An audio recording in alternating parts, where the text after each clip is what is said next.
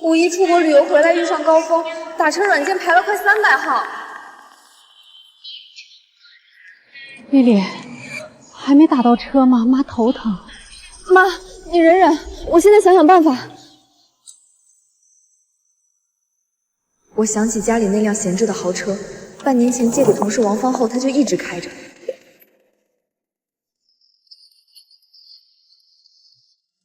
刚上飞机的时候，我就发消息给了王芳，芳姐，今天把车还我吧，正好开到机场接我一趟。5个小时过去了，王芳怎么还没有回复？我家的车借给王芳好几次了，借到后面车基本都是她在开，我家里用的少就没计较。可5月的南方天气已经闷热，我妈有心脏病，站在拥挤的人群里，身体已经受不住了。我急得满头大汗，立刻给王芳打电话。喂，芳姐，你在市里吗？机场打不到车，我妈心脏不太舒服，你能不能开车过来接我们？哎呀，丽丽啊，真是不巧，我看你这车好久没保养了，今天正好有空，我就帮你送到 4S 店去了。大过节的，店里人多，根本开不出来啊。要不你去坐机场大巴？听到这话，我心里一阵憋闷。我的车借给他开了小半年，平时我连碰都碰不到，现在急用车，他却告诉我送去保养了。芳姐，我妈真的有点不舒服，你看看能不能先开出来，保养的钱我出。哎，你这人怎么这样啊？我好心帮你保养车，花了好几千呢，做到一半不做了，那我的钱不是白花了？他的话让我升起一股无名火，每次我让他还车，他总有借口。上次是家里老人病了，再上次是接送孩子方便，这是钱的问题吗？丽丽，算了吧，人家也是好心，再等等，别因为这点小事伤了同事感情。好吧，那我自己想办法。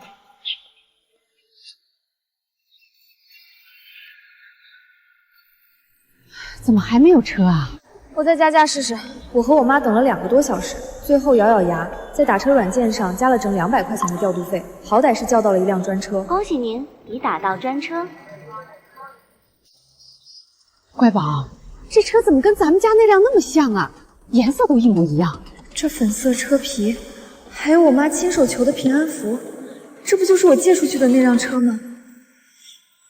不是像，这辆车，这根本就是我的车。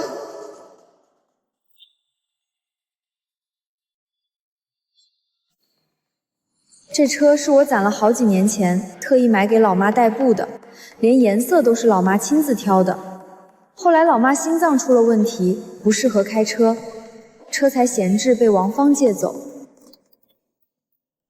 刚买的时候，我的车里一直放着熏香，没有一点味道。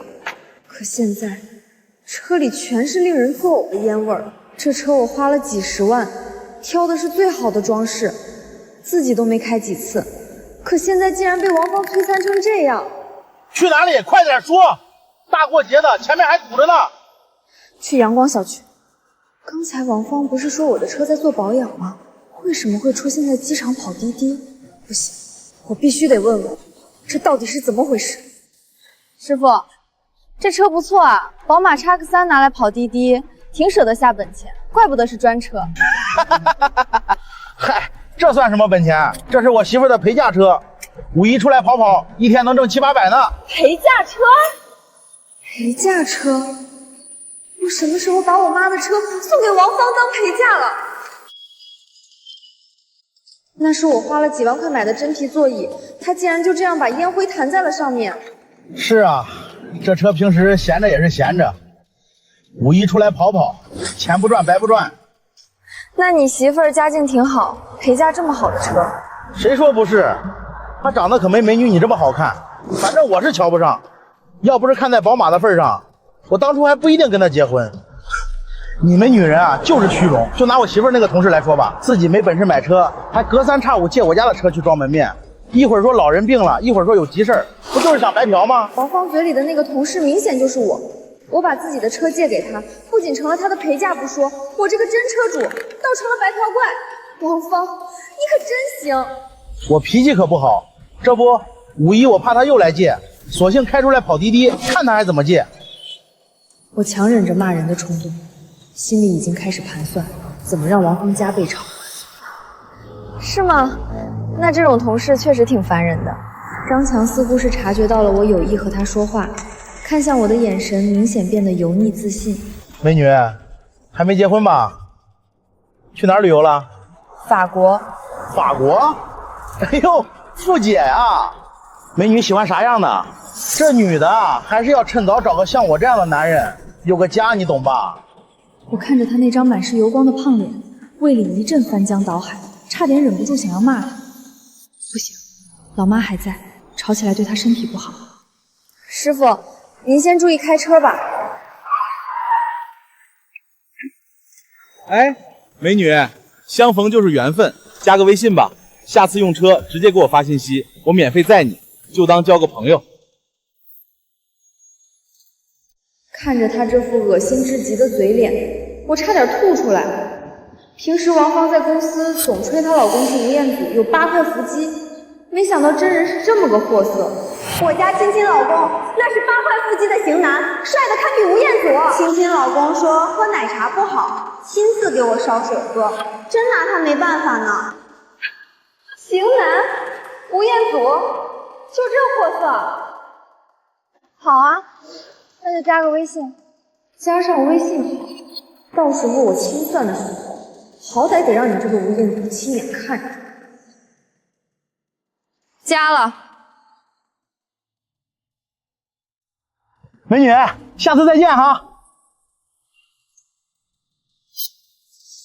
乖宝，我怎么看怎么觉得那车像之前你给我买的那辆，连颜色都一模一样。妈，不用觉得像，那辆车就是我们家的。保险起见，我还是想先问问王芳，毕竟同事几年了，她老公又是这个德行，说不定是背着她开出来的。丽丽，你应该回家了吧？怎么又打电话给我？芳姐，你把我的车送去哪家 4S 店保养了？我今天有急事，必须得用车，你把地址发给我，我自己去开回来。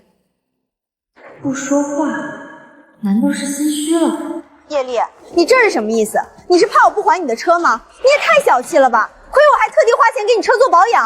好啊，王芳，看来你老公拿我车去当滴滴车这件事，你不仅知情，还没有半点心虚和愧疚。行，你现在要是想开回去也可以，你把保养费先给我，4000块。4000？借了半年车，临了还要反咬我一口要钱。王芳，你刷新了我的认知。4000？芳姐，你没搞错吧？你借我的车开了大半年，我1分钱没收你的，平时加油用的都是我的油卡。现在你张口找我要4000保养费，你怎么说话呢？我好心好意花钱给你保养车，你这人怎么这么不知好歹啊？我告诉你，车现在刚做完保养还没结账呢。你要是想要车，就自己去把账结了。你什么意思？之前借的好好的，刚才听我说送去保养了，你就迫不及待拿回去。你是早就盘算好了，想让我替你出保养费吧？叶丽，我真没看出来你这么小心眼儿。我被他的无耻给气笑了。我的车借他开了半年多，这期间油钱路费全是刷我的卡，他白嫖半年多，反倒成我小心眼儿了。之前我还怀疑可能是她老公偷摸把车开出去，现在看来这2个人根本就是一伙的。王芳，我最后再问你一遍，车到底在哪儿？我说了，在 4S 店，要么你就给我保养费，要么你就等着。我看着被挂断的电话，再也压不下去心中的火气。本来想着只要王芳肯承认错误，把车还给我，看在同事一场的面上，我还可以给她留点面子。现在看来，对付这种不要脸的人，根本不需要留情。真是林子大了什么鸟都有，好心当成驴肝肺。有些人看着光鲜亮丽，私底下抠得要命，借个车催命一样还，还得让我倒贴保养费，极品避雷。反应挺快，这就把我屏蔽了。4S 店，王芳，你的 4S 店开在高速服务区是吧？喂，是拖车公司吗？我要拖车。您是车主吗？车目前在高速服务区，拖走需要出示凭证。对，我就是车主，不管车在哪，现在立刻马上直接拖回来。拿我的车当滴滴车，我把车拖走，看你还怎么在你那个吴彦祖面前装大款。老公，我那个奇葩同事又来问我借车了，刚才还打电话找我要4000块保养费，做梦呢！这种白嫖怪就是欠收拾。我靠，媳妇儿，你那同事真是个极品，等哪天有空，老子帮你收拾他去。老公，还是你好，爱你，么行了，老子去撒个尿，回来接着跑单。今晚非得跑够1000块不可。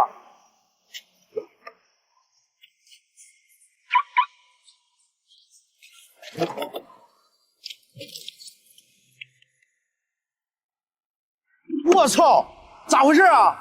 车锁了，这破钥匙坏了。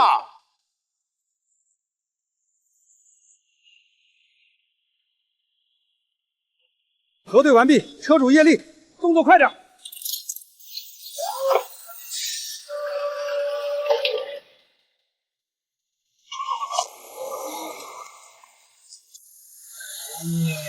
哎，你们干嘛？那是老子的车，放下来！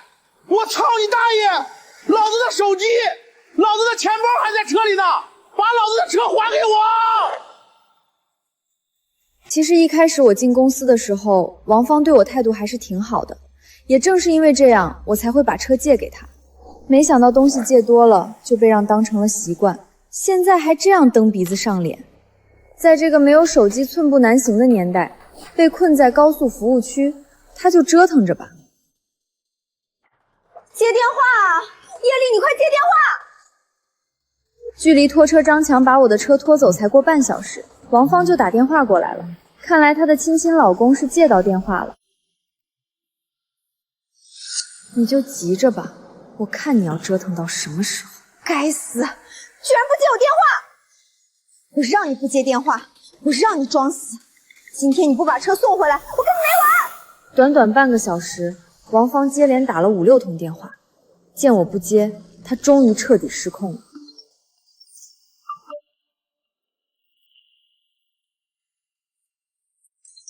叶丽，你什么意思？你是不是偷偷把车拖走了？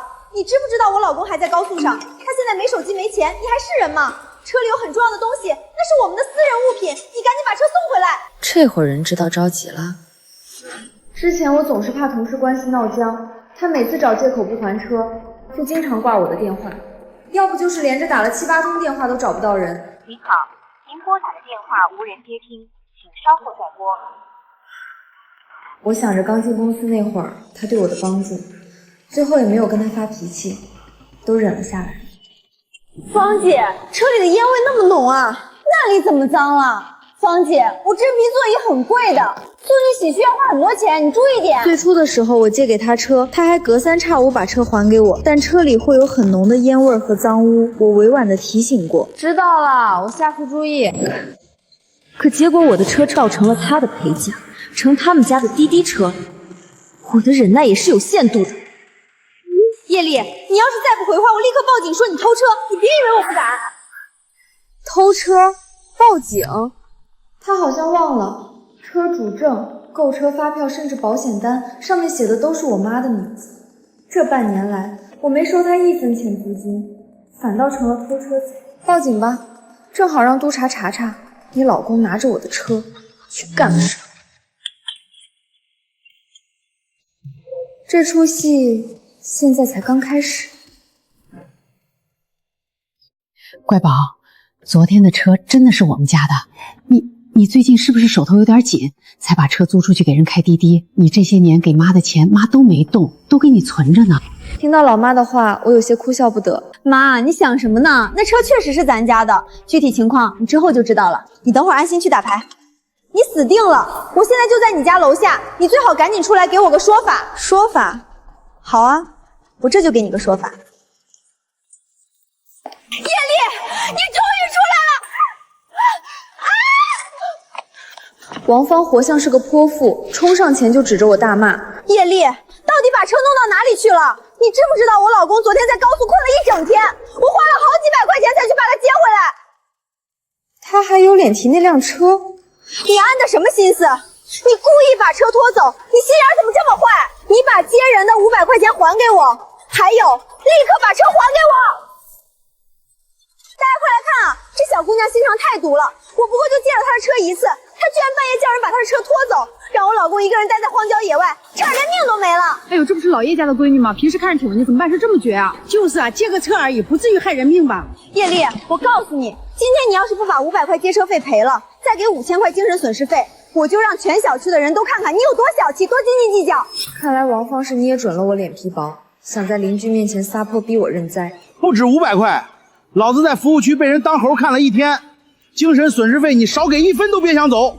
那车我开得好好的，你一声不响弄走，我车里的手机、钱包要是丢了，老子让你倾家荡产。既然你这么喜欢当众表演，那我就帮你把这层皮给撕干净。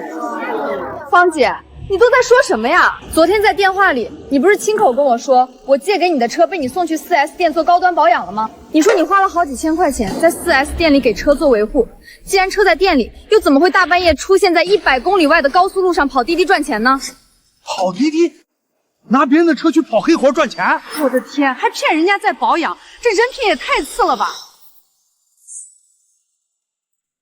王芳，这出戏你自己选，你可还满意？你少在这装蒜！昨天在机场接的就是你，你明明坐在车上，早就知道车在我手里，你就是故意装不知道，转头下车就叫人拖车。你这女人心怎么这么黑？这位师傅，昨天在车上你不是亲口跟我炫耀，那是你媳妇儿家大业大给你的陪嫁车吗？怎么，现在又承认这车是我的了？他到现在这才反应过来，他为了讨债，把王芳编的瞎话全给拆穿了。老公，你别乱说。既然大家都在，我就跟大家讲清楚事情的来龙去脉。我的这辆豪车被我这位同事王芳借去开了大半年，他拿我的车去跑滴滴，还说我的车他的陪嫁车。不仅如此，他还颠倒是非，骗她老公说这辆豪车是他的陪嫁。而我这位正主天天问他借车，想要白嫖。王芳，我的车什么时候成了你的陪嫁了？天哪，拿别人的车骗婚，这女的也是奇葩，借别人的车充大款，还找上门来，真够丢人的。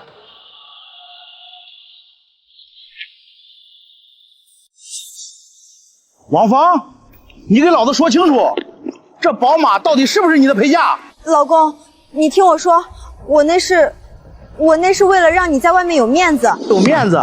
老子开着人家的车，还把人家当成白嫖的同事骂了一路。你告诉我，车主为什么是他？你当初结婚说家里给买宝马，全他妈是骗我的。瞧瞧，这婚骗的可真够大方的，拿别人的车骗。要不是我说有宝马，你能跟我结婚吗？你也不撒尿死照照自己，除了我，谁能看上你这个油腻男？你个臭婆娘，你敢骗婚？老子辛辛苦苦给这车跑滴滴，赚的钱都填了你那个窟窿，你居然让老子开别人的车去丢人现眼！哎呦，快看，这男的昨天还说自己是优质男，今天就开始打老婆了。骗子配无赖，绝配！一个虚荣到拿别人的东西充门面，一个贪婪到为了车才结婚。王芳，这就是你口中恩爱如初的婚姻。行了，要打回家打。既然车不是陪嫁，那咱们就该算算这半年来的账了。叶丽，我杀了你！你毁了我的一切！放开我！是他害我，他故意看我笑话！你这个心机毒辣的贱人！毁了你一切的不是我，是你那廉价的虚荣和贪婪。既然你清醒不过来，我就用账单帮你清醒。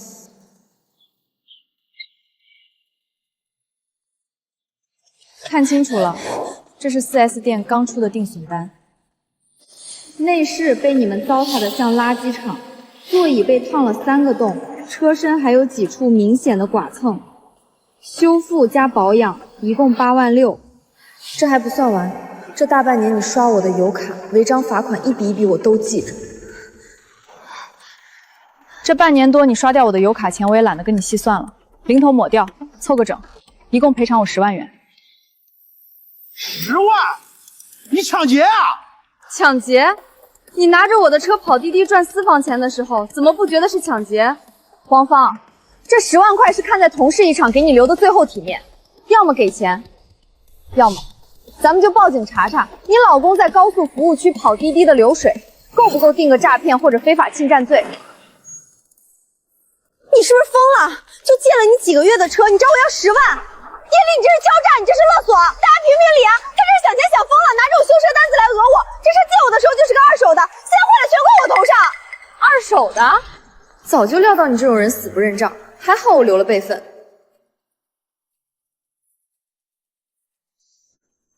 哎呦，这车里怎么跟垃圾堆似的，太恶心了！这么好的车糟蹋成这样，赔10万都少了。这都是正常的损耗。再说了，这车是你自愿借给我的，借的时候你怎么不说要钱？现在想要钱了，门都没有。自愿借给你，那是建立在你告诉我用来接送家人的份上。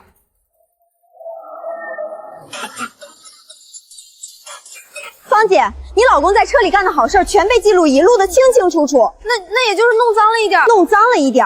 王芳，我警告你，这10万块钱是你最后的赎罪机会。保安师傅，麻烦守着门，别让这2个敲诈勒索的骗子跑了。我现在就报警。叶丽，你敢？没天理啊！同事欺负死人了，大家快来看啊！叶丽要逼死我们全家！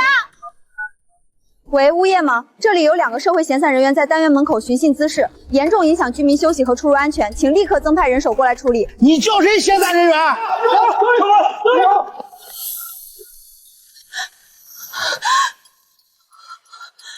就是他们，拖出去！以后禁止这2个人进入小区。走，别在这里闹事！放开我！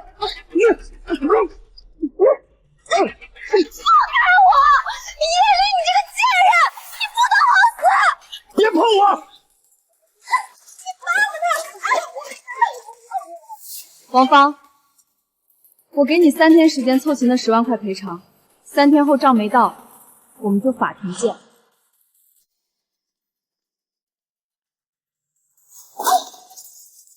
叶丽，你有种一辈子躲在里面，那10万块我一分都不会给你。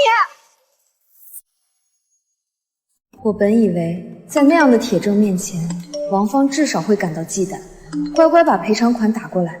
但我万万没想到，有些人的底线是深不见底的荒原。大家快帮我评评理呀！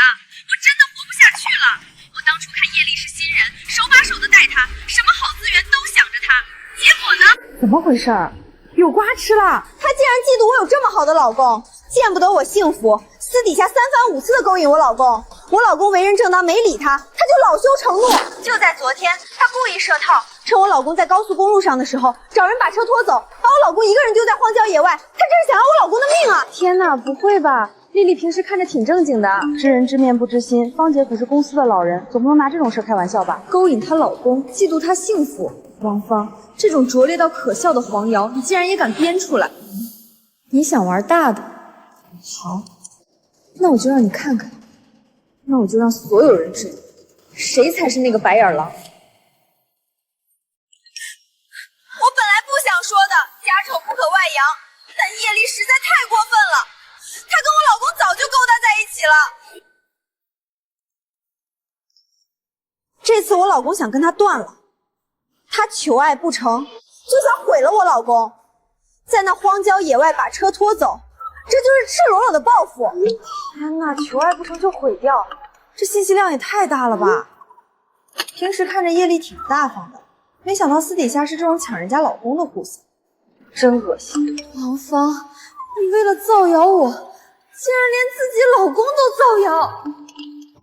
我万万没想到一个人的心可以黑到这种地步。自己做错了事不认，反而要用这种稀下三滥的黄谣来毁掉我的一切。怪不得王芳今天退群了，估计是被伤透了心。伤透了心？王芳，你会知道什么叫真正的钻心之痛。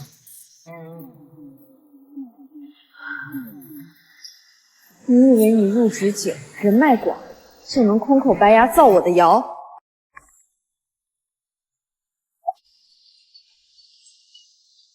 既然你想毁了我，那我就把你的遮羞布当众撕个稀烂。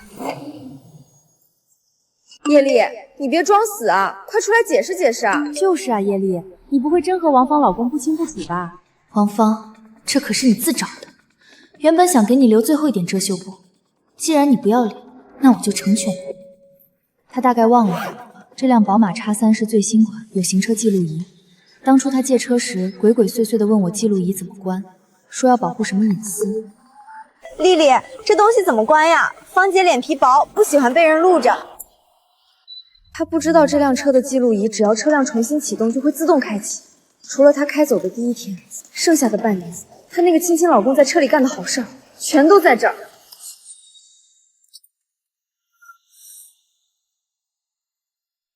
8块腹肌，顾家好男人。王芳，既然你想造你老公黄瑶，那我就让大家都看看你老公干了什么好事。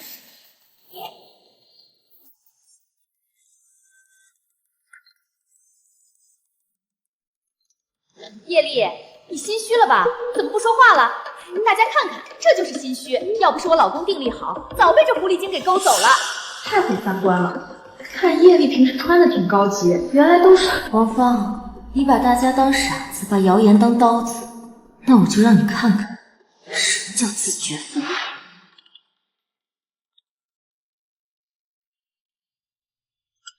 宝贝儿，这宝马坐着舒服吧？亲爱的，你媳妇王芳真舍得把这好车给你开啊！我看你怎么跟我斗！亲爱的，你媳妇王芳真舍得把这好车给你开啊！哼，他就是个蠢货，只要我哄两句，他的东西就是我的。这车现在就是咱俩的私人空间，想怎么玩就怎么玩。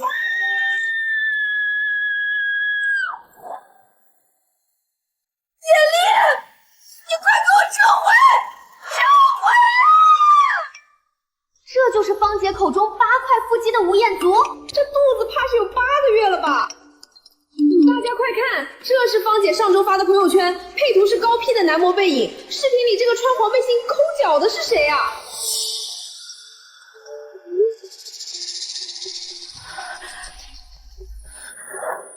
完了！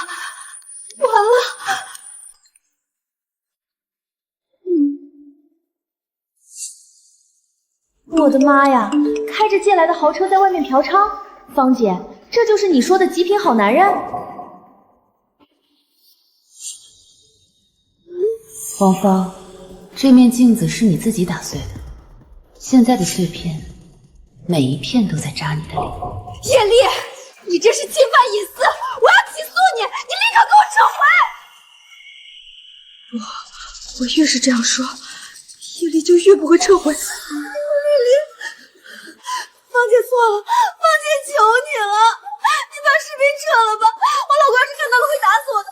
早知如此，何必当初造我黄瑶的时候，你可从来没想过。丽丽，只要你撤回，那10块钱我明天就给你，我给你20万，你求求你给我留条活路吧。活路？不好意思，从你造我黄瑶那一刻起，我就不打算给你活路走。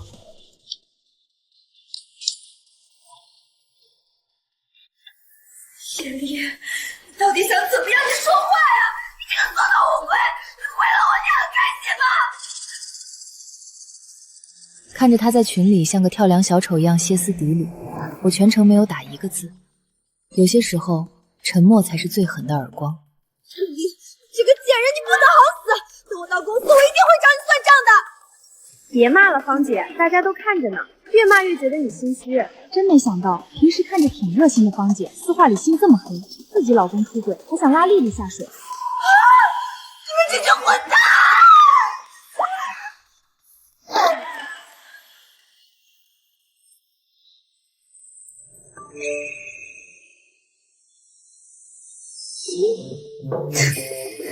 这就扛不住了，王芳，你的战斗力比我想象中要差得多。大家看，这是王芳昨天发的朋友圈，屏蔽了丽丽，但我这儿还有。有些人表面光鲜亮丽，私下抠搜。当时我就觉得不对劲儿，原来他那是吃准了丽丽好说话，故意在背后捅刀子，典型的白眼狼。借着人家的豪车充门面，背地里阴阳人家，最后还想造黄瑶毁人名声，这种人真该遭雷劈。看着群里原本那些被带偏节奏的人纷纷倒戈，我心里对王芳最后那点同事情分也彻底散了。王芳，搬起石头砸自己的脚，滋味好受吗？群聊虽然退了，但那10万块钱，你一分也别想欠我。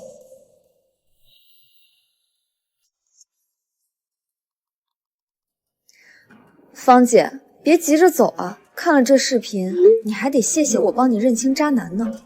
那10万块赔偿款，你什么时候打给我？芳姐，什么时候还我钱？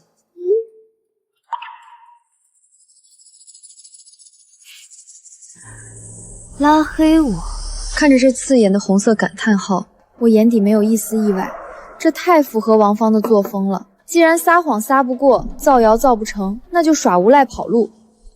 王芳，你以为拉黑我，那10万块钱就能赖掉？你以为退了群，你的职场生涯还能保住？你大概忘了，我手里不仅有你老公出轨的视频，还有他私自开滴滴的流水记录，以及你造谣诽谤我的全部截图。既然你想玩失踪，那我就让你在整个行业都出名。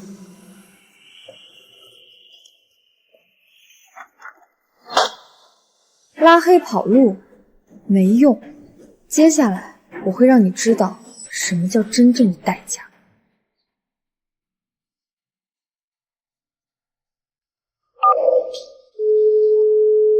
喂，是督察局吗？我要报警，举报有人非法侵占私人财物并从事非法运营，同时我要控告对方诽谤。哎，你就从了我吧！你看你还害羞了。这画面确实涉嫌违规行为。督察，我不仅要举报王芳私自挪用我的私人车辆进行非法营运牟利，更要举报视频中这个男人，也就是王芳的丈夫，在我的车内进行嫖娼交易。这是他5·1期间的所有接单记录，金额巨大，且未经过我这个车主任何形式的授权。证据链非常完整，非法营运、涉嫌嫖娼，加上你之前提到的诽谤控告，我们现在正式受理。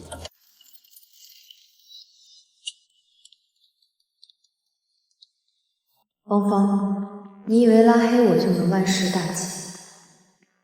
法律的追诉可没有黑名单。鉴于王芳女士及家属在借车期间的所作所为已严重触犯底线，现已正式报警处理。另，由于王芳女士已将我拉黑，麻烦看到此动态的同事代为转达。法庭见。王芳，既然你想躲，我就让你永远也躲不掉。报警！报警了！竟然还有嫖娼！芳姐这回真的踢到钢板了，这退职单太硬核了。拉黑没关系，我会让你亲自找到我面前。好滴滴就算了，竟然还带女人在人家车里干那事儿，这男的真恶心。芳姐这回真是原形毕露了，亏我之前还同情她。仅仅2个小时，王芳精心编造的谎言就像被戳破的肥皂泡，碎得连渣都不剩。这么快你就忍不住了？叶丽，你到底想干什么？你居然真的报警！你疯了吗？你发朋友圈是什么意思？存心让我在公司待不下去是不是？你赶紧把朋友圈删了！你知不知道督察已经给我老公打电话了？听着他气急败坏的声音，我心里只有一种复仇的快感。丽丽，算芳姐求你了行吗？你别忘了，你刚进公司的时候是谁手把手带着你做业务的？是谁带你去认识那些客户的？没我带你，你能升职这么快？做人不能没良心。那10万块钱我已经凑得差不多了，你非要把我逼上绝路，让我工作也丢了，家也散了，你才开心吗？带我做业务，说的倒好，明明是你把原本属于你的繁杂工作全丢给我这个新人。这个文件你去给我复印整理一下。带过我，那是你压榨我，逼你上绝路的人不是我，是你自己。还有，我的10万块钱你尽快偿还。这只是个开始。叶丽，你真的太狠了！因为你发的那个视频，我老公现在正跟我闹离婚，他把家里的都砸了，我现在的家都要散了。丽丽，芳姐求求你了，你高抬贵手，撤掉报警行不行？你现在年轻，升职又快，奖金拿的比谁都多，你根本不差这10万块钱啊！你何必为了这点小钱非要把我逼死呢？我不差钱，我不差钱就该让你白嫖我的车，还得忍受你往我身上泼脏水。他竟然嫉妒我有这么好的老公，见不得我幸福，私底下3番5次的勾引我老公。我老公为人正当，没理他，他这恼羞成怒。这车现在就是咱俩的私人空间，想怎么玩就怎么玩。你偷用我的车去跑滴滴，撒谎推诿，在大群里造黄谣毁我名声的时候，怎么没想过给我留一点情面？现在东窗事发，反倒怪我逼你上绝路。丽丽，大家同事一场，你以后也要在公司混的，把事情做绝了，对你有什么好处？只要你彻底，我保证以后再也不出现在你面前。10万块赔偿款什么时候还？再不还，我会直接起诉你。卖惨没用，我的钱哪怕掉进水里听个响，也不会便宜你这种白眼狼。证据我已经全部整理好了，行车记录仪录像、聊天记录、定损单，还有他造谣诽谤的公证截图。叶小姐，这些证据非常扎实。如果对方在期限内不还钱，法院立案后，他不仅要赔偿，还会留下信用阴点。我不怕麻烦，3天期限一到，准时提交。王芳，我不会再对你忍耐，我只要拿回我应有的赔偿。丽丽，这2天我想了很久，都是我不对，是我鬼迷心窍，是我虚荣心作祟，才做出了那些伤害你的事。芳姐在这儿真心的跟你道歉。是看到我动真格的，怕吃牢饭了吧？到账10万元。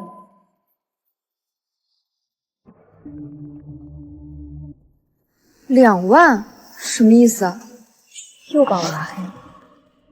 我刚收10万，他又转2万却立刻拉黑，不让我点收款，也不让我说话，这是什么意思？事反必有妖，王芳这种人绝不会平白无故多给我钱。这多出来的2万块，恐怕又是他准备泼向我的另一盆脏水。王芳，你还是没长记性，以为玩这种低级的套路就想害我。咱们接着切。丽丽，你快看朋友圈，王芳在到处发截图，说你逼得太狠，她还倒贴利息求平安呢。什么？我发给你看。虽然家里因为某些人的视频闹得鸡屎木宁，但我王芳做人有底线，10万块还了，又多加2万当利息，丽丽做的绝，但我不能没良心，这利息就当买教训了。利息？王芳，你这出戏演得真够远。芳姐真给利息了，2万块可不少啊。丽丽这回是不是真的有点过了？芳姐家现在都要散，还坚持给利息，看着挺可怜的。为了立住这最后一点虚假的人设，她故意先拉黑我，让我没法拒收那2万块，也没法在群里自证。王芳，你把这耍小聪明的劲儿用在正道上，也不至于落到今天这个地步。既然你花2万块给自己买了一张受害者的面具，那你就戴着吧，反正公司行政部的处理通知可不会因为你多给了2万块就撤销。我原本以为收了钱就算了情，但王芳忘了，她触碰的是法律的底线，而不是我的心情。阿姨，不好意思这么晚打扰你。关于王芳在公司造谣损害公司名誉的事，我想和您反映一下。我和王芳所在的公司董事长是我老妈的闺蜜。王芳，既然事情到了这个地步，一切都是你自找的。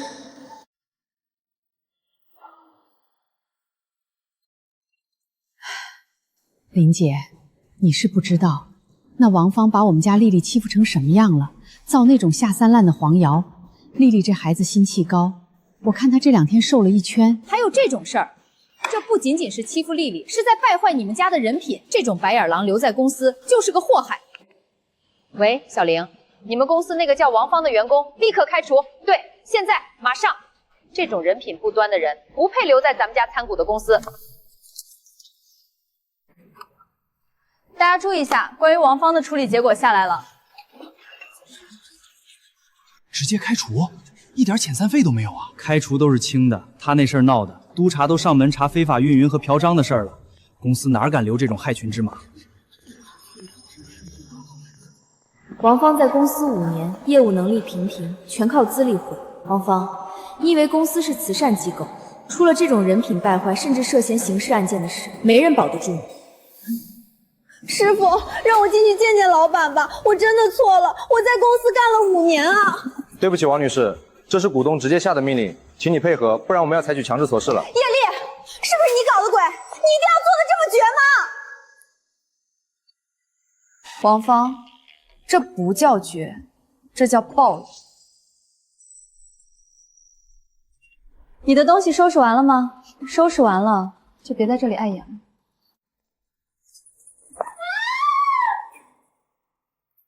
有些人不摔进泥潭，永远不知道什么叫底线。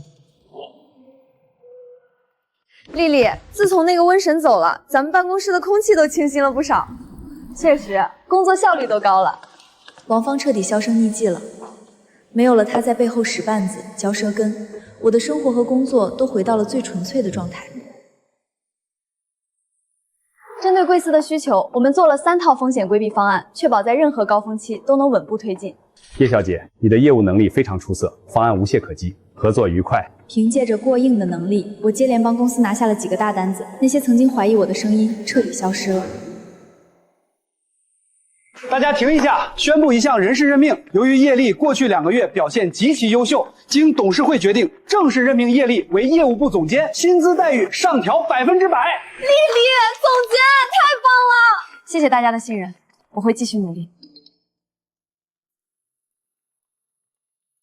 王芳，你还在泥潭里挣扎，而我已经开启了全新的人生。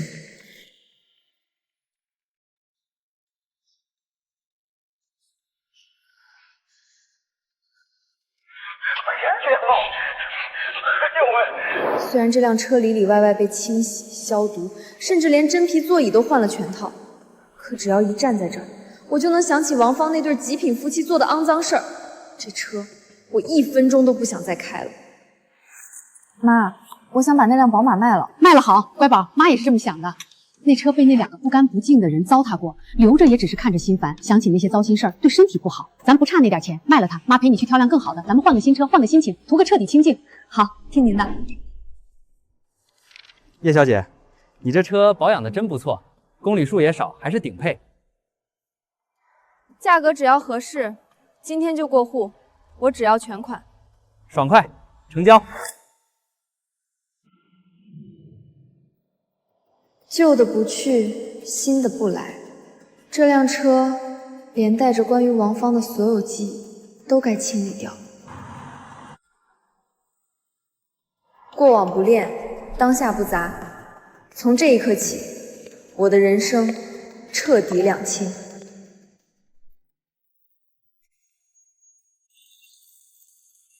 今年我们公司最出色的业务总监叶丽，年终奖最高额度。这1年，我没时间去怀念烂人，我所有的精力都变成了银行卡里跳动的数字。这1年辛苦大家了，今天我做东，大家放开了吃，不醉不归。叶总大气，跟着叶总有肉吃。露露，你猜我前2天去逛街看见谁了？谁啊？王芳。哦，他还没离开本市。离开了又能去哪儿？他现在的样子，你要是见了，保管认不出来。丽丽，你绝对想不到王芳现在在干什么。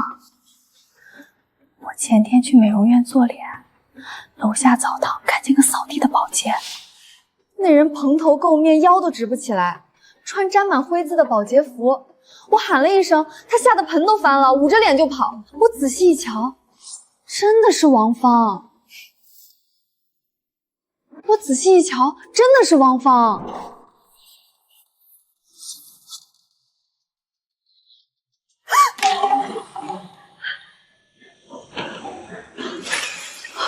王芳，他现在哪还有以前那副恨不得拿鼻孔看人的样子，整个人像老了10岁，憔悴的都不成形了。她那个老公呢？当初闹成那样，她居然没离婚。王芳真是脑子进了水，好不容易怀个孩子，被那畜生喝醉了酒一顿毒打，孩子直接在肚子里就打没了。不仅如此，她老公后来找女人被扫黄组抓个正着，直接进去了。进去前还在外面欠了一屁股债，全抵押在王芳头上。现在好了，房子也卖了，工作也没了，她一个人打3份工，全拿去给那个烂人还债。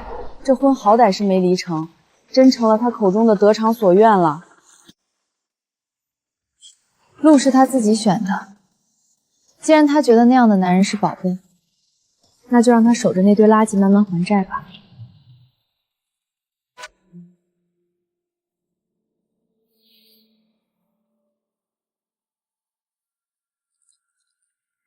还没完呢，最惨的是王芳那老公进去了，还在外面欠了一屁股赌债。那些债主哪管他在不在牢里，天天堵着王芳家门泼油漆砸玻璃。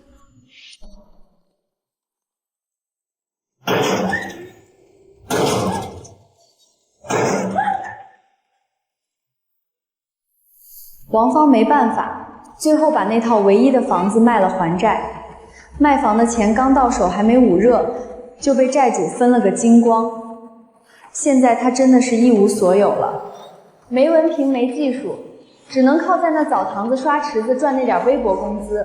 他一个人要扛着剩下的几十万债务，这辈子算是彻底交代在那儿了。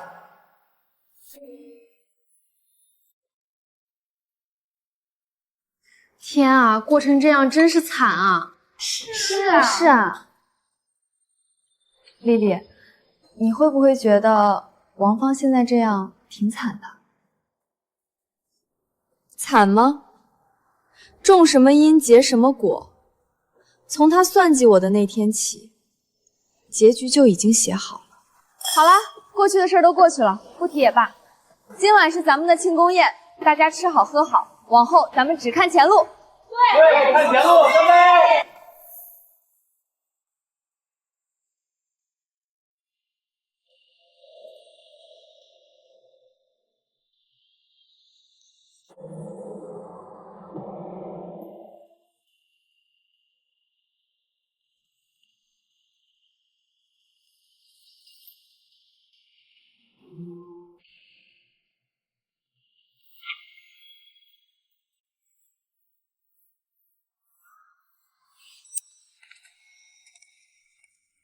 叶总监，这次3个项目能顺利落地，全靠您力排众议，您的眼光，我们心服口服。互惠互益罢了，林总客气。开春了，距离那场荒唐的借车闹剧已经过去快1年。如今我已是公司的部门经理，拿下了3个行业标杆项目，那些烂人烂事早已成了我脚下的尘土。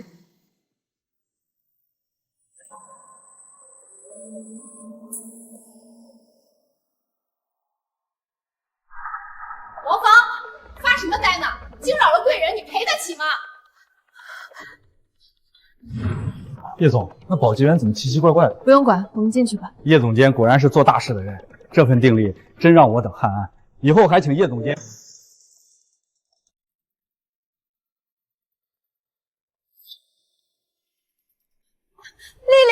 丽丽，你救救我！我真的活不下去了，我错了，我真的知道错了，你帮帮我，给我找个文员的工作行不行？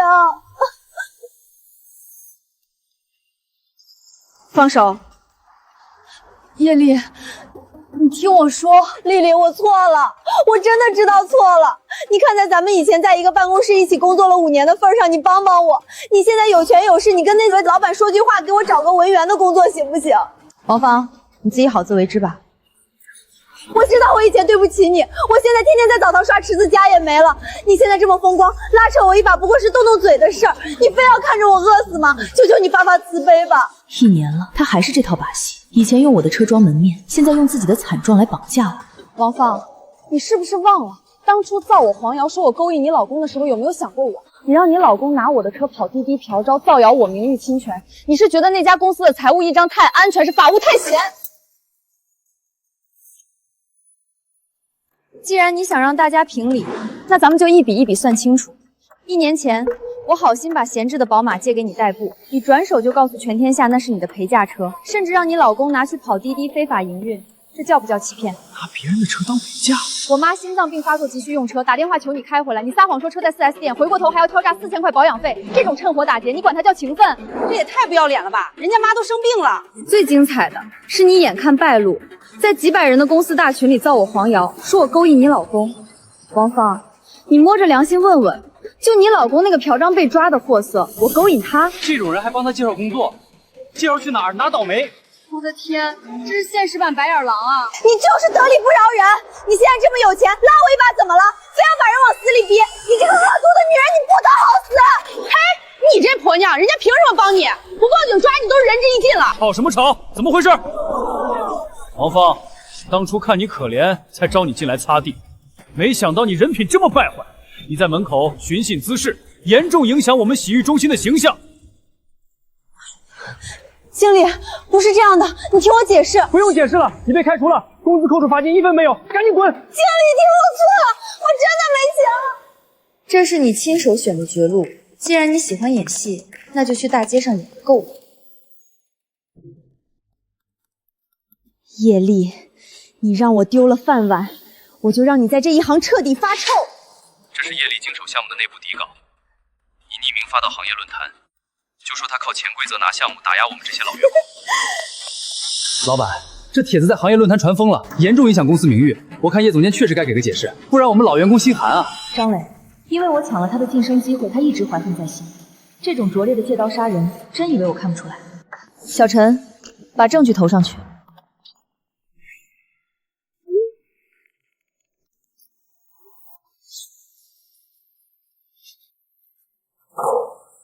张经理，联合离职员工外泄内部资料，诽谤上司，这出戏你演的可真精彩。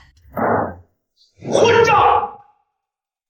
张磊，你当我这公司是法外之地吗？你被开除了，全行业通报批评，我会让法务部正式起诉你。联合离职员工外泄内部诽谤上司，正式起诉你。经理，您看文员这个岗，我能不能？你叫王芳，行业黑名单上的诽谤惯犯，连这种基础岗位都想进，滚远点儿，别脏了我们公司的地方。张磊丢了前程，王芳彻底被行业封杀，属于我的战场，此刻才真正清静。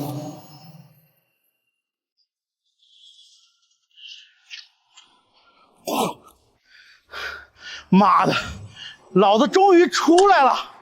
妈的，叶丽那个贱人，还有王芳那个蠢货，看我不整死你们！老公，你回来了。钱呢？老子在里面蹲着，你不是卖了房吗？那几十万呢？拿出来！还完债，加上这1年的开销，真的没剩多少了。我要留着过日子。那是老子的钱，你凭什么拿来过日子？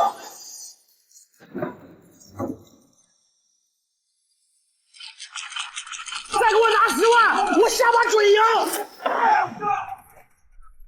你老公在我们赌场输了10万块钱，还钱？我没钱。没钱？那就拿东西抵债，来！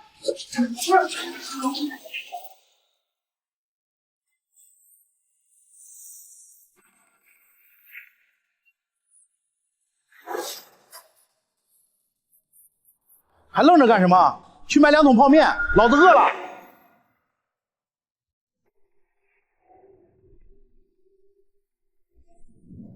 叶总，这是公司5%的原始股权，是你应得的。从今天起，你就是咱们公司的合伙人了。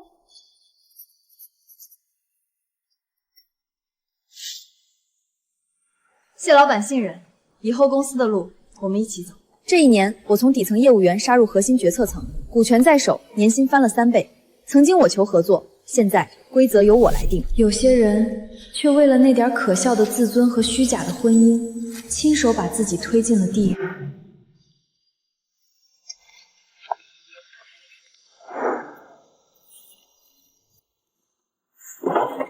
想死滚远点，干不动就滚蛋，多的是人想干。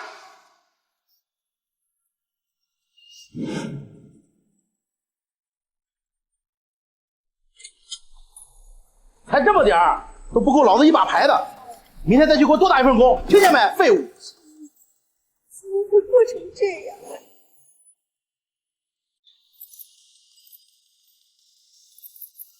叶总，这边请，我们专门为您留了第1排正中央的 VIP 席位。刘郎，这不仅仅是一个席位，这是我用无数个通宵方案、无数场博弈换来的江山。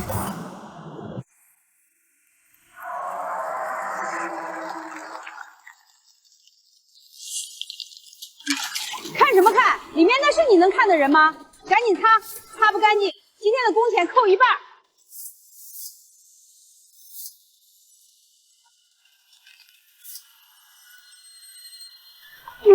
丽丽，林总，您提的那个物流方案，明天到我办公室细聊。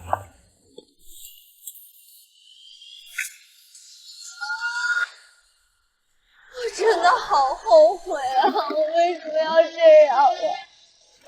我为什么要这么做呀？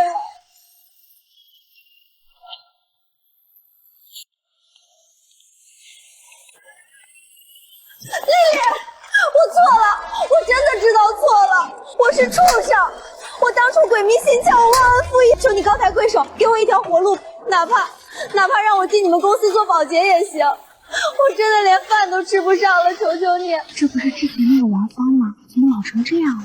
听说她老公赌博欠了一屁股债，活该。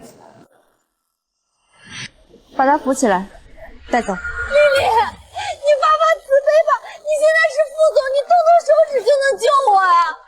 带走。放开我！路是你自己一步步选。当初你造我黄瑶，害我名誉扫地的时候，就该想到今天的后果。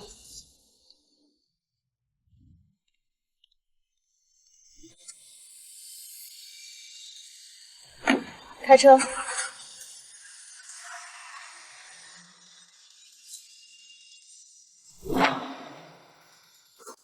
人们，求求你们帮帮我！我只是个没权没势的保洁员，却被公司高管职场霸凌。他不仅让我丢了工作，还要把我逼死在街头。他有钱有势开豪车，我连一口饱饭都吃不上。如果我真的出了事，就是被叶总逼死的。请大家帮我转发，帮我求个公道。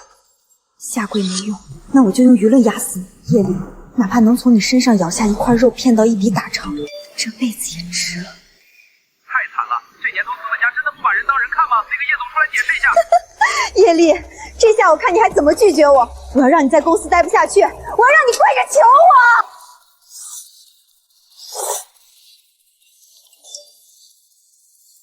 这就是那个受害者的老公，五一期间开着别人的宝马非法营运，还宰客，满嘴脏话。大家看我的投诉记录。你在大群里造人家叶总黄瑶的时候发视频，你借车不还，毁坏内饰，敲诈10万块保养费，全公司都有证据。这是假的。这就是传说中的白眼狼天花板。大家一起举报，这种恩将仇报的货色还想骗打赏，人肉他！别再骂了。叶总，王芳的账号因为涉嫌欺诈和恶意诽谤，已经被平台永久封禁了。跳梁小丑，在这个信息透明的时代，想靠卖惨来掩盖罪恶，只会死得更快。这种垃圾信息不值得占用工作时间。下一场跨国会议几点？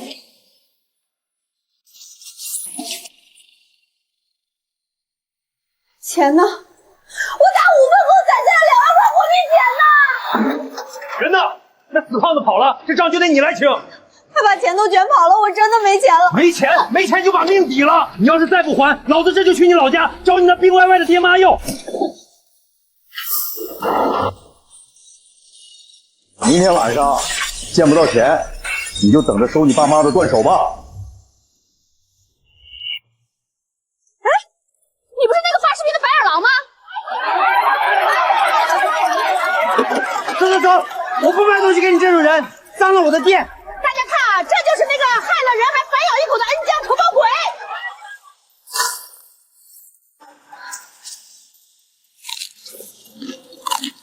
走远点，哪来的疯婆子？真晦气！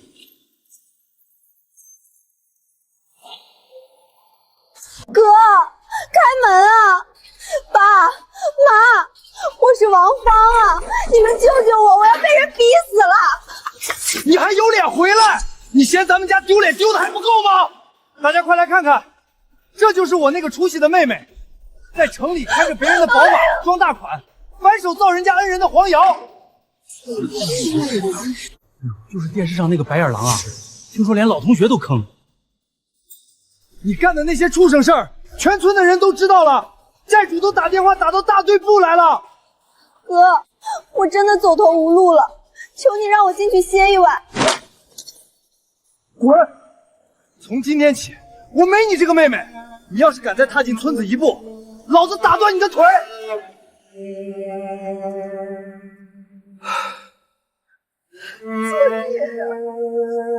走吧，你就当没生过你这个女儿，咱们家要脸。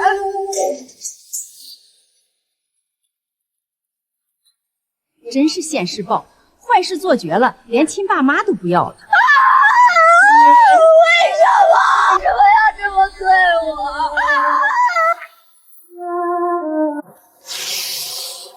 叶总，公司正准备给你再加2%的股份，这时候走，你损失太大了。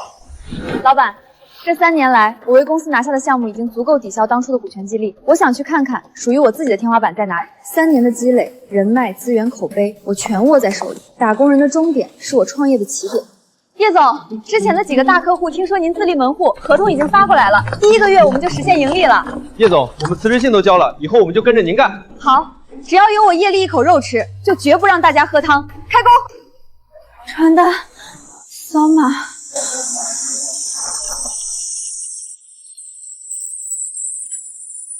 醒了，你这是严重营养不良加劳累过度，先把欠的180块医药费和检查费交了，一会儿还要去挂水。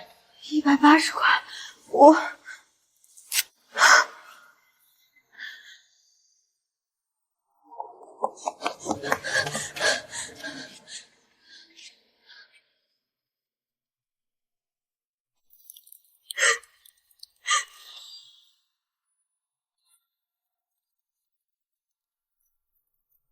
走开，这是我先来的。为了活下去，王芳彻底丢掉了曾经最在意的体面。曾经那个在办公室里挑3拣4的芳姐，现在正跟流浪汉抢一个5分钱的空瓶子。丽丽，今天买的太多了，妈这脚都逛酸了。妈，这算什么？以后每个月我都带你来，咱们要把这3年的遗憾全补回来。大家快来看啊！这小姑娘心肠太毒了，我不过就借了她的车1次，她居然半夜叫人把她的车拖走，让我老公一个人待在荒郊野外，差点连命都没了。王芳，我的车什么时候成了你的陪嫁了？之前的我都干了什么？现在你连抬头看我一眼的勇气都没有。走走走，臭气熏天的，别挡着贵宾的路。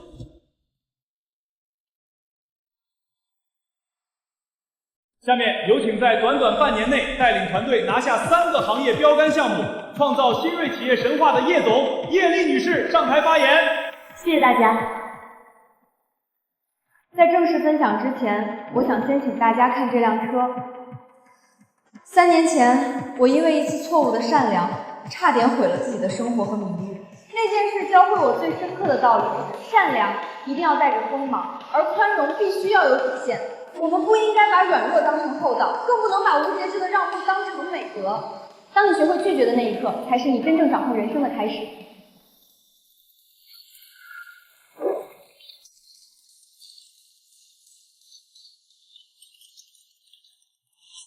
说的太对了，我就是因为不懂拒绝，天天在公司被欺负。叶总的话点醒了我。以前觉得叶总做的绝，现在才明白，那叫自我保护。拒绝白眼狼，从我做起。说的太对了，我就是因为不懂拒绝，天天在公司被欺负。叶总的话点醒了我，以前觉得叶总做的绝，现在才明白叫自我保护。跑啊，接着跑啊！卷了老子50万，你想去哪儿投胎？大哥饶命！我再去骗，我去筹钱。算你走运，督察比我们先找到你。你涉嫌多起连环诈骗、聚众赌博及非法集资，跟我们走一趟吧。被告人多次实施诈骗，数额特别巨大，其行为已构成诈骗罪、聚众赌博罪，数罪并罚，判处有期徒刑15年，并处罚金及追缴全部非法所得。王芳是吧？这是你丈夫的刑事判决书。鉴于你们婚姻存续期间的部分债务属于夫妻共同债务，你依法承担连带清偿责任。15年，700万的债。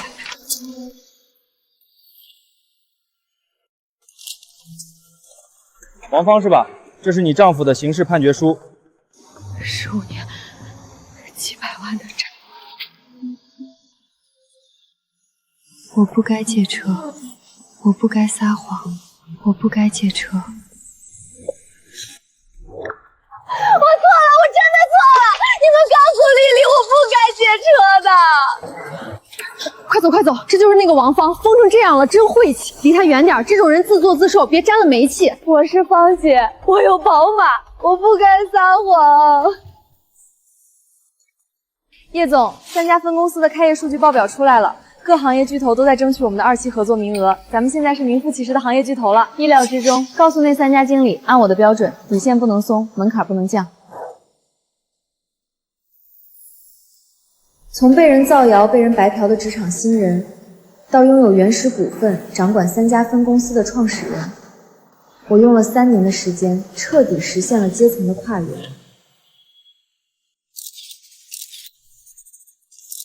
叶总，听说您这次不仅资助学费，还要亲自开设职场公益课。是的，我希望现在的年轻人明白，职场不只有竞争，更有底线。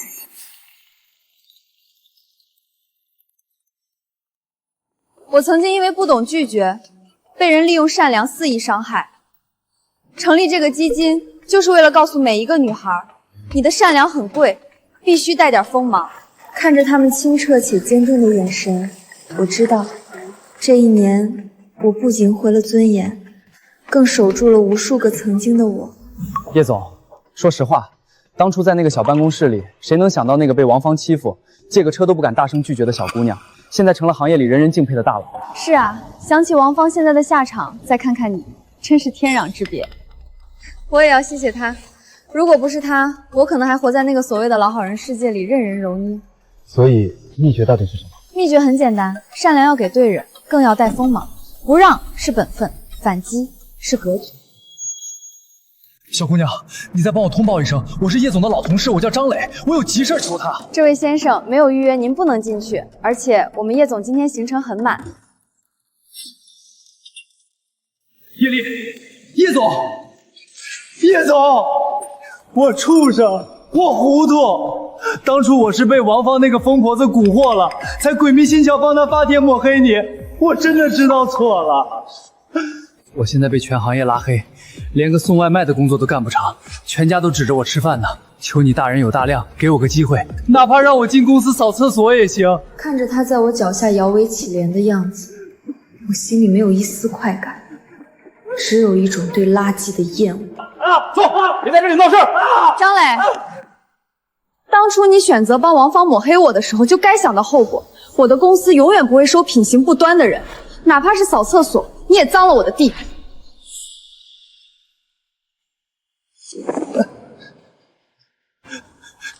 如果当初我没有，这世上最廉价的，就是走投无路后的忏悔。下一项议程。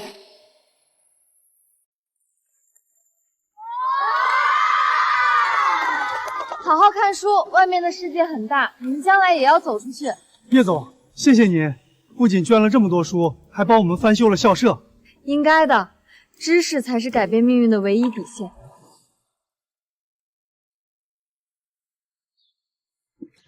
现在看看王芳那个下场。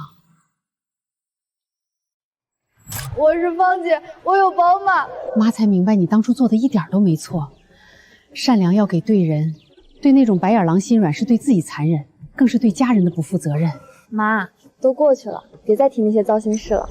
几年前我在这里求了一个平安符，却被贪婪的人当成了肆意践踏我的入场券。其实我挺感谢那段经历的，那些没能打倒我的，终究让我变得更强大。是啊，现在的叶丽，谁还敢欺负？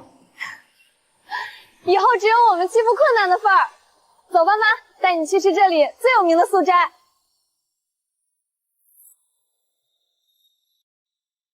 叶总，现在全网都称您为人间清醒独立女强人，您怎么看？标签不重要，重要的是，只有当我们拥有拒绝的底气和反击的能力时，我们的善意才有价值。叶总，借着你访谈的热度，咱们的联名项目预账量已经破亿了。叶总，又有3家外资银行发来授信意向，我们的版图又要扩张了。通知财务和法务，按最高标准评估。我要的是绝对的行业统治。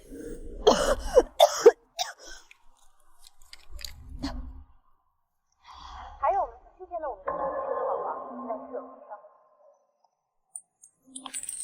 我不开，如果不借那辆车。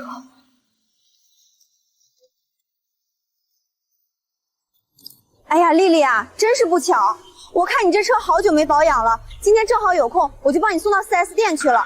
大过节的，店里人多，根本开不出来啊。要不你去坐机场大巴？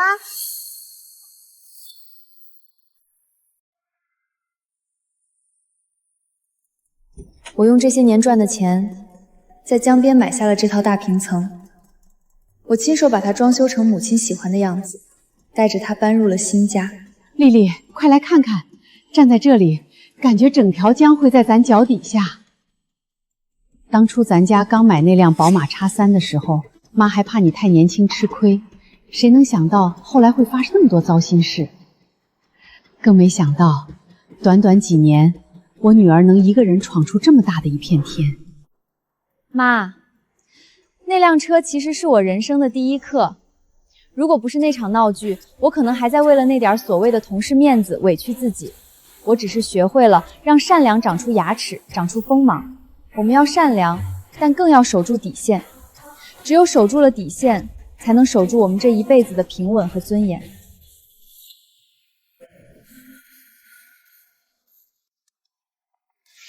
这疯婆子都在这蹲了1个礼拜了，物业怎么还不赶走？叶丽有钱，叶丽住这儿，她必须帮我，她欠我的。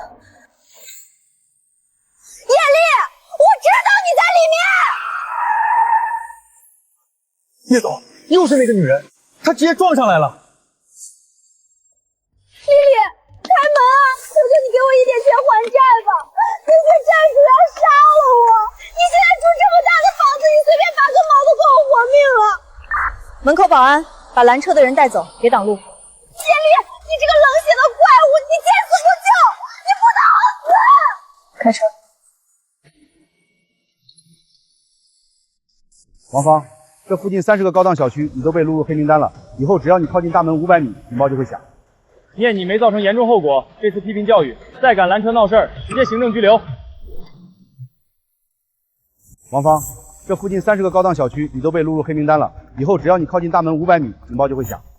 念你没造成严重后果，这次批评教育，再敢拦车闹事儿，直接行政拘留。走吧。哎，你不是那个发视频的白眼狼吗？走，我不卖东西给你这种人，脏了我的店。大家看啊，这就是那个害了人还反咬一口的恩江仇报鬼。走远点，哪来的疯婆子，真晦气！行行好，给口吃的吧，我已经3天没吃饭了。别给他，这就是网上那个借了人家豪车跑滴滴，还造谣人家叶总的那个白眼狼王芳。原来就是他啊！叶总，作为最年轻的挂牌企业掌门人，您此刻最想说什么？我只想说，正直与良知才是企业最硬的底牌。叶丽，当初我看走眼了，你不仅是棵好苗子，你简直是座金矿。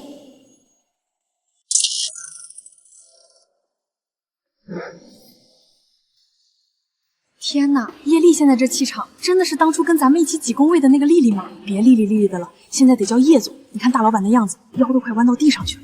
叶总，大驾光临，真是让咱们这小年会蓬荜生辉啊！各位同事，今天我非常荣幸的宣布，咱们公司正式聘请叶丽女士为我们的终生荣誉顾问。叶丽是咱们公司成立以来最优秀、最有格局的员工，她是所有人的榜样。当初如果不是公司这尊小腰太窄，我真是舍不得放她走啊！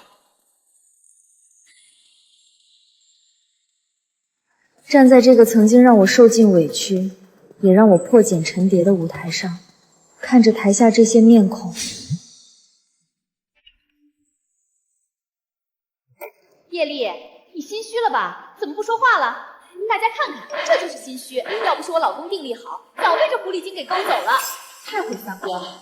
看叶丽平时穿的挺高级，原来都是……我只觉得恍如隔世。下面让我们以最热烈的掌声，有请本年度行业内最具影响力、带领叶氏传媒创造神话的领航者叶丽女士。叶总，请。3年前，我坐在一辆积满烟灰的宝马车里，为了拿回自己的东西而满心屈辱。3年后，我站在行业的顶峰，曾经的屈辱早已化作我王冠上的宝石。很多人问我创业最深刻的教训是什么？是融资的艰难，还是市场的厮杀？都不是。我人生中最深刻的一刻，始于3年前的一辆宝马车。我曾以为善良就是无条件的忍让，直到我被推进深渊才明白，善意一旦没有边界，就会变成滋养恶意的温床。我讲出这个故事，是希望每一个善良的人都能明白，学会拒绝不合理的要求，守住底线的锋芒，才是对自己人生最大的守护。叶总人间清醒，善良必须长出牙齿。听哭了，拒绝道德绑架，叶莉是我的榜样。从借车到领军人物，这才是真正的女性逆袭。余生很贵，请把善良留给值得的人。王芳，在那阴暗的桥洞里，你看见这满城为你而亮的灯火了吗？这就是我不曾弯下的脊梁打下的江山。丽丽，这是妈特意去求的新符，旧的去了，新的才算真的新生。妈，这枚符我会一直挂着，它提醒我善良很贵，要留给值得的人。3年前，我在这条路上满心愤懑；3年后，同样的月色，过往的伤害早已化作我肩头最珍贵的勋章。是我错了，是我错了。302号，保持安静。他终究要在漫长的刑期里，为自己的贪婪与恶行偿还血债。车呢？我的宝马呢？丽丽，我错了，我真的错了。众叛亲离，人财两空，他余生的每一秒都将溺溅在亲手制造的悔恨里。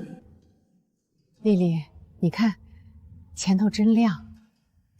妈，前路一直很亮，善良要带锋芒，脚步永不停歇。